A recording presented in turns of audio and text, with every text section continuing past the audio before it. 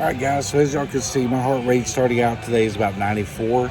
That's because I had a little pre-workout before I came in and everything, so my heart rate's up just a little bit, not very much. But as I start my cardio, you're going to watch it jump up to about 140, sometimes a little bit higher than that. And you need to maintain that for about 20, 25 minutes, 30 minutes in order to really get an effective burn rate. Because at first, your heart rate's only going to start burning like the calories that you intake this morning. You know what I'm saying? So I'll get more into that part of the video later. But yeah, we're going to start working out today and get our heart rate up and to about I'm probably going to get mine up to about between 135, 140, and then maintain that for about 25 to 30 minutes. Hey guys, also remember, when you first start working out, when you first get on the treadmill, walk for about the first 2 minutes. Your body isn't warmed up yet. So I do about 2 minutes of walking, slow paced walking, where I can talk comfortably, move around, look around, whatever, like I might be doing on this video. And then I'll speed up a little bit for another minute. Then I'll start a slow paced jog for a minute. After less than 2 minutes of walking, the heart rate's already up to about 115. I'm going to speed up just a little bit.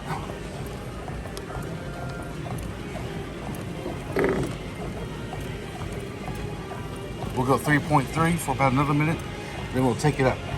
All right, so real quick, why does cardio help burn calories and at such a fast pace? Anything that causes your body to put in extra work is going to burn more calories. Anything. If I lay down in bed, I'm going to burn calories. Even just breathing burns calories. But if I start moving, that burns more calories. If I'm running, I'm not only moving my muscles and everything, not straining my muscles, not breaking them down where it has to rebuild or anything, but I'm moving them. And it also causes my heart to beat faster, which is causing blood to be pushed, oxygen to be pushed through my blood system there, cardiovascular. And that's causing a lot more work for my body, which is causing it to use energy. My body needs energy for that. And that's all calories are, is energy. It's either stored energy in the form of fat, or it's used energy, kinetic energy, or oh my God, I can't remember the name of the actual movement energy. But anyway, it's energy, one way or the other, okay?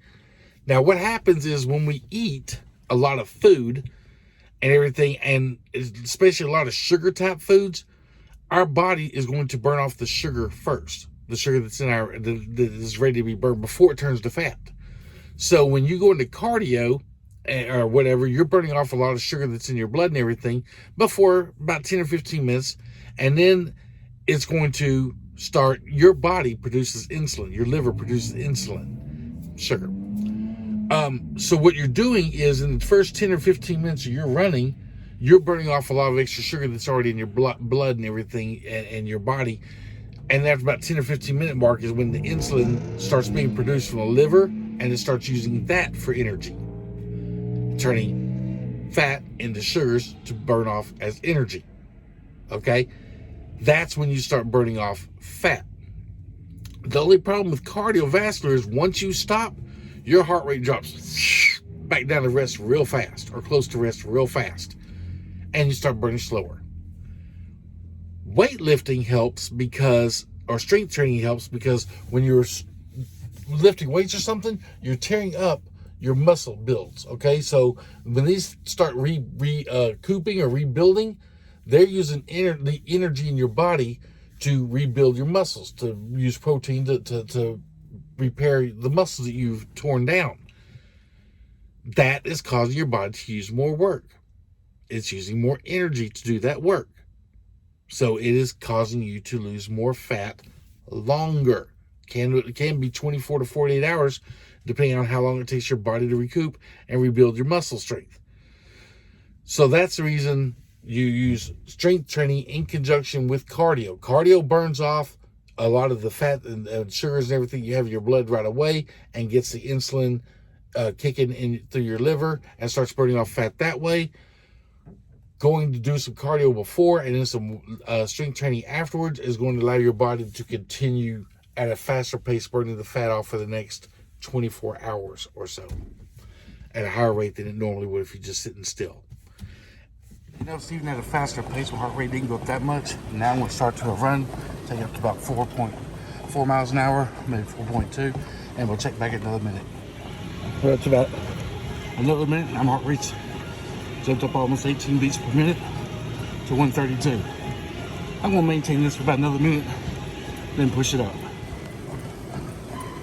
There we are, another minute, or actually another minute. 146. Slow it back down because I want to stay between 135 and 140.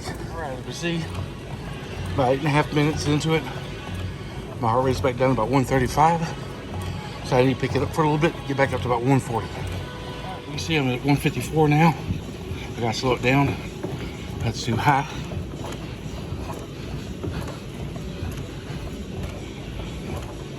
We'll see, we're at another 2 minutes. 11 minutes in, heart rate 140. Don't pay attention to that calorie thing.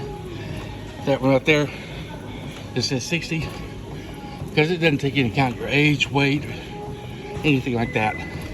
That's a false reading. 4.5 minutes in, you can see my heart rate dropped all the way back down to 138. So I need to pick it up a little bit again. A minute of running faster at 4.0, back up to 151.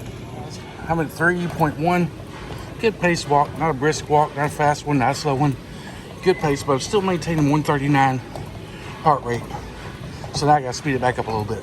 Notice within about 45 seconds, done got it back up to 145 where it needs to be.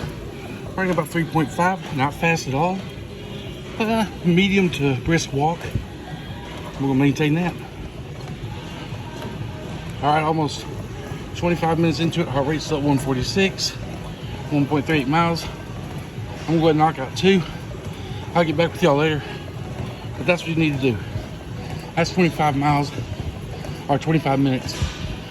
Your calorie burn takeoff fat starts burning at about the 10-15 minute point.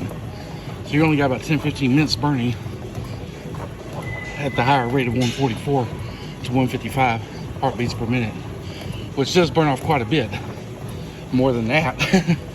But I'm going to show y'all how quick it slows down here in about another 5 minutes. I'm going to slow it down to about 1-2 mile an hour walk, and watch how fast the heart rate drops.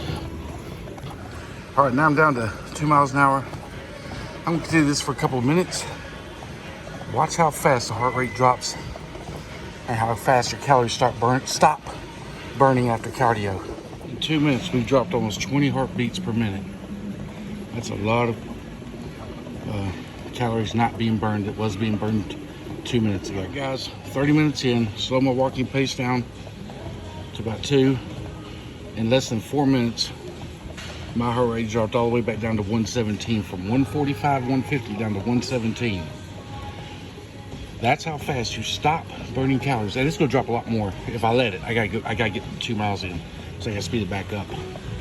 But if I stopped and went home right now, it would take about another 5 minutes and my heart rate would be back down to resting heart rate, and I'd lose all that calorie burn that I had going. Now it's good for that 20-25 minutes while you are running, but once you stop, it's done. Your legs might use a little bit more, maybe a little bit more over the next hour or so, because you haven't really been straining your legs. You've just been pumping blood through them.